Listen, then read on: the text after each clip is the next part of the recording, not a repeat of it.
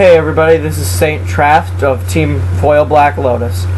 This is the deck tech for my Grixis control. First up here, we got the counter spells, 4 mana leaks,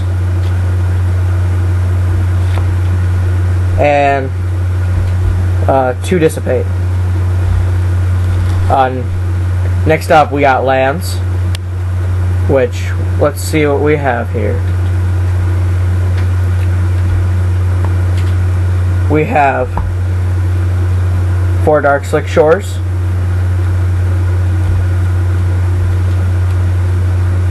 2 Shimmering Grotto,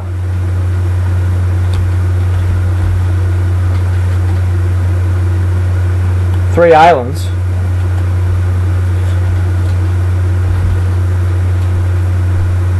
3 Mountains,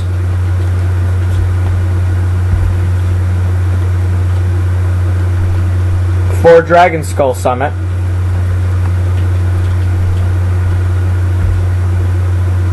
4 Drowned Catacomb. We have 2 Blackleaf Cliffs and 2 Swamps. Next up, we have removal,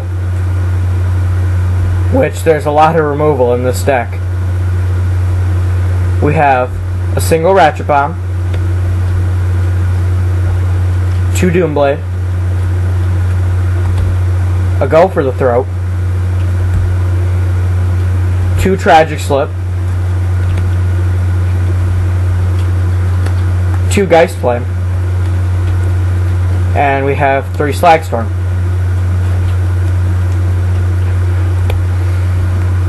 Next up, we have card draw, which this is a pretty interesting thing.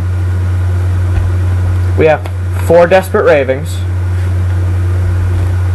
and we have 4 Forbidden Alchemy, which this is unusual for blue because I'm not playing Ponder. Next up, we have creatures. 2 Olivia Voldaren, 1 Inferno Titan, 1 Consecrated Sphinx, 1 Grave Titan, and a Wormcoil Engine. Next on to multi-use cards, which can be used, obviously, for more than one thing. We have 2 Stensia Blood Halls, we have 2 Liliana of the Veil, and we have 1 Devil's Play. Now on to card explanation. A lot of these are going to be basic. We have, obviously, mana leaks and dissipates. All the counter spells can be grouped into one, just saying to counter spells. Next up, we have the multi-use cards. Devil's Play can be used as both a removal and a finisher, which is what I love about it. You can chuck all your extra mana into it, and then you can do it again, or you can just use it to take down that Titan. Then Liliana, which either sacrificing a creature, discarding a card, and her last ability, which sadly doesn't go off as much as I'd like it to. It's amazing. Separate into 2 piles and sacrifice 1. That's pretty awesome. And then we have 2 Stensia Blood Halls. The reason they're multi-use is because you can do the 2 damage, or you can tap them for a mana. Next up, we have creatures, which I guess some of them, they could all be technically multi-use. Wormcoil, it's a source of life gain, which is good, and if it dies, it leaves something behind. So no matter what, you got some good stuff going on. Grave Titan, which he brings in the zombies with Death Touch. That's really good. Consecrated Sphinx for extra card draw. That's fantastic. Plus you can hit pretty hard. 2 Olivia Voldaren. Now she's the pride and joy of this deck. When you use her ability, you can either ping something, or you can ping something and take it, or ping something and kill it, which is a great thing to be able to do. Unfortunately, there's a legendary rule, so I can't have out more than 1. So that's kind of annoying. And then an Inferno Titan. He's a heavy hitter, and he doubles as a sorcerer removal. Next up, we have card draw, which Forbidden Alchemy. The reason I use this over anything else is because I pick one, and then I can throw the rest in the graveyard. But you're digging through your deck to get what you need. That's why I play this over Think Twice and over Ponder. Then Desperate Ravings is better than Think Twice because it has the same converted mana cost for both, but you're drawing 2 and discarding 1 at random, which is most of the time going to be a land. So by doing that, you've created more card advantage for yourself. Now on to the removal. We have 3 Slag Storms for those pesky little token decks. And those Delvers, the Invisible Stalkers, everything with Hexproof. The only viable card that can't kill right now is Phyrexian Crusader.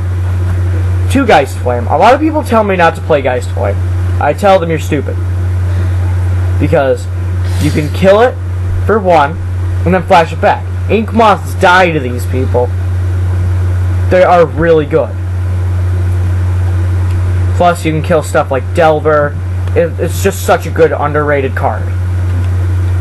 Next we have a Ratchet Bomb. Only 1. And why it's so good is because it's Ratchet Bomb. You know? Kill a bunch of tokens or kill some hexproof stuff. Next we have 2 Doomblades and 1 Go for the Throat. They're functionally similar, but honestly in this format you have more artifact creatures than black creatures. So that's why you play both, but 2 Doomblade. And then 2 Tragic Slip. Tragic Slip is something I just added, but I think that it can be potentially really good. Because if you chump block or something, which there's not a lot of chump blocking in this deck, but there's a lot of removal, so you can just kill creatures, and then you can kill a Titan, too. I mean, it's -13, really, what doesn't it kill? Then there's the land abundant. So yeah, now here's the sideboard. The sideboard we have 2 Curse of Death's Hold, we have 2 Negate, we have 4 Mental Misstep, we have 2 Flash Freeze, we have 2 Mimic Vat, and we have 3 Ancient Grudge. 2 Curse of Death's Hold, because token decks, Delver, Geist, they all die to this. But sideboard, because Wolf Run it doesn't kill Wolf Run. Next we have 3 Ancient Grudge, Artifact Destruction. Now, the flashback cause is why I have Shimmering Grotto, so I can use the flashback. Because artifacts are huge, and I hate them. We have 2 Mimic Vats for other control decks that like to kill a bunch of stuff, and against Pod, it works great. Pod isn't big, but with Undying, I predict a comeback. 2 Negate, which negates against control, anything like that plays a lot of non-creature spells. 2 Flash Freeze. People will tell you to play 4, but you won't end up using 4 against even just Wolf Run, because you have to realize that they play artifacts too, and this won't kill artifacts. Then we have the 4 Mental Misstep. 4 Mental Misstep because you always want one in your opening hand or it's pretty much crap. You can kill that turn 1 Delver, you can kill that turn 1 Champ. Champ's always a problem. And you can kill that turn 1 Strumkirk, which has been a huge problem for human decks. But obviously mine's not a human deck, but it's still pretty good. Alright, thanks for watching. I'll probably post more deck techs in the future once I get my werewolves done. And, yeah, peace out.